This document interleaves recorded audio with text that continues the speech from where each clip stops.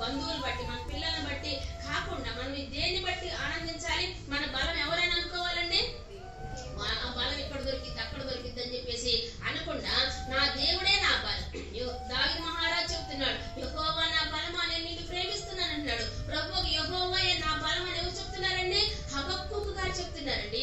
ప్రభువుకి యెహోవాయే నా బలము. మరి మనకెవరు బలము?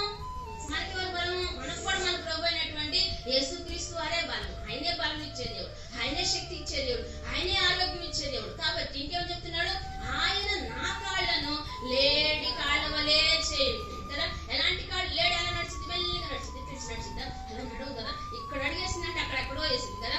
2 అడుగులు వెళ్ళిపోద్ది అనమాట బస్ స్టాండ్ కదా. బస్ స్టాండ్ 2 అడుగులు వెళ్ళిపోతాం. మనమైతే ఒక 10 నిమిషాలన్నా నడవాలి కదా. మన కాళ్ళని ఎలా చేస్తాం?